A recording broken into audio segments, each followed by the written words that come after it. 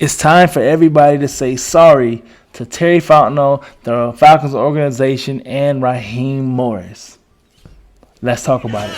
Class act up in first class for the legroom. K-ho glitch, time pass in the restroom. Take a bad bitch to a 1.5-star motel. Then I'm back to crash in my bedroom. Been broke down all inside, not a flesh wound. Talking down with you. Who decision what to talk about it? Still decision walk without it. You swear you all about it. You think you live it, but it's like once upon a time I met the boogeyman off the booger sugar, the Cuban good and Judah. Used to be a pierce to my wrist, was period. Them diamonds back when I was a no one, back when I was anonymous. Brand new. Hey, yo, what's up? What's up? There's another episode of Sports World Talking. Today I want to get in a few things, mainly talking about the Falcons. Last year the Falcons got a lot of grief and everything about the number 8 pick, Michael Penix Jr. A lot of people was doubting, what are they thinking? What are they doing? Atlanta don't know what they're doing right now. We're just questioning a lot of decision-making of it. Me, myself, I was shocked by it too. Any Falcons fan, I know that they was for sure shocked about the move, but I was definitely one that was happy about it when I first saw it. Not going to lie. I didn't believe it was real, but I was like, oh, shoot, they drafted a quarterback, which to me was the most genius idea we could have done. Because as a Falcon fan, as a person watching football just in general, you can look at and see the Falcons the past 5-6 years. We've needed a new era of quarterback. You know, the Matt Ryan era ran his course, did his thing.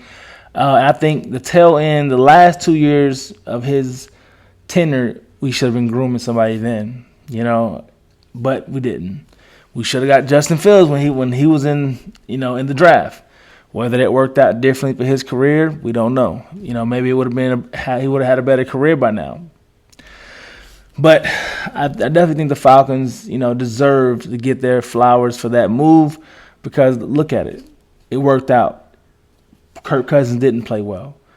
To me, anybody who questioned that decision of drafting a quarterback after you signed Kirk Cousins don't understand that he's 36 years old, 36 now, probably like 37 now, coming off of a major injury.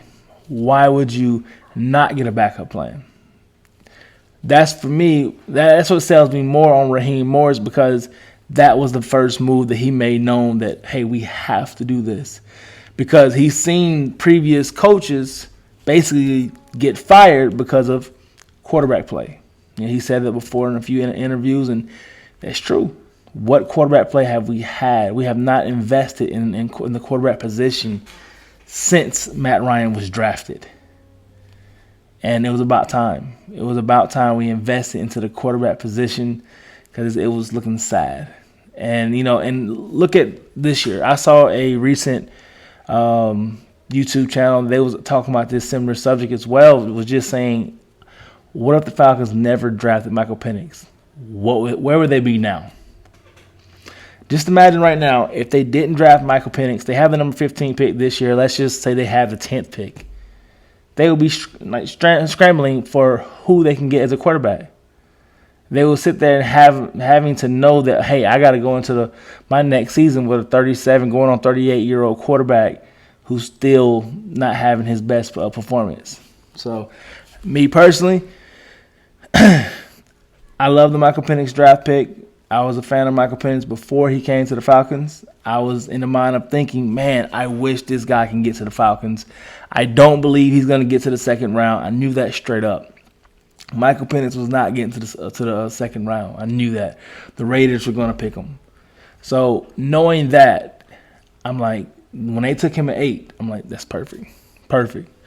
And just seeing his poise, the way he delivered the ball, man, it's amazing. It really is amazing just seeing the zip on the ball every time he throws it. And I'm like, man, this dude's for real. And you can tell he has something to prove. So that's what I like about him too as well. But having him under center, having him at a good age, having the rest of our team at a similar age as far as, a running back, Robinson, you got a wide receiver, Drake. We still trying to work out the Kyle Pitts situation, If they trade him, I hope they get something, some decent, assets back. If not, I definitely, I hope he come into his own to this offense or whatnot. because it's about time. It really is about time. Similar to what I said about Justin Fields, as far as this being his last opportunity, this right here may be his last opportunity, whether he stay with the Falcons or go somewhere else. This year is his last one as far as being able to prove that he is a contributor to this league, that he can contribute to the league and everything. If he doesn't, perform well, but like I said, Raheem Morris overall needs to get that love. Terry Fontenot, all the Falcons organization needs to get that love, showing that, hey, we made the right decision drafting Michael Penix. Because I hear nobody praising them right now of saying, hey, you did the right thing. Nobody's praising him the way they should. People always doubting as far as, oh, man, he's bringing this coach back. He's staying with his friends and all that stuff right here. Didn't Bill Belichick do that for 20 years? He stayed what's comfortable for him. He reach out every now and then, but he stayed what's comfortable for him. And that's fine. That's okay to do that. In this situation, hey, he's staying towards, hey, that what's comfortable to him. Him and Jimmy Lake, they're good friends, I'm sure, still. That was a hard decision to do, but, hey, he did it. So we know he can make hard decisions. So I definitely want to see the Falcons get to a better record this year. Get to the playoffs would be amazing. And, we got a young crew. I definitely see that they're trying to build around Falcon players. They haven't so far in free agency went and got anybody and signed them to anything long term. More so just re-signing their own guys. They got a few guys on defense and whatnot, but they're on 1 to 2 year deals. Nobody's been long term.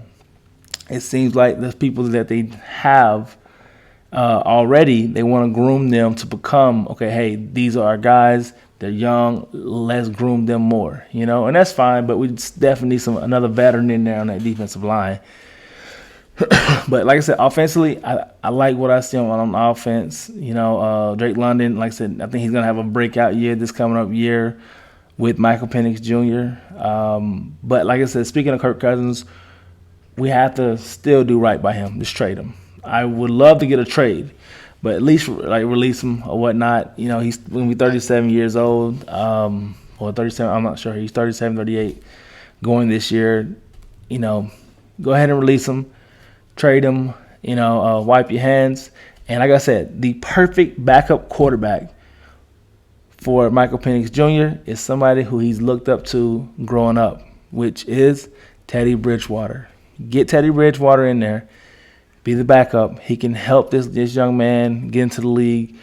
Someone, like I said, that's someone who he's looked up to. He said it multiple times in different interviews. He's looked up to Teddy Bridgewater. Get him. He's available. Have him as a backup. He's someone who can still, give you some minutes if he has to. Hopefully he doesn't because, Michael Penix is playing well and he's healthy. But he's someone who can give knowledge to Michael. But let me know what you think, everybody. Are you still hating the Michael Penix draft pick, or are you giving a clap and giving the Falcons their flowers? Let me know. Let's talk about it in the comments.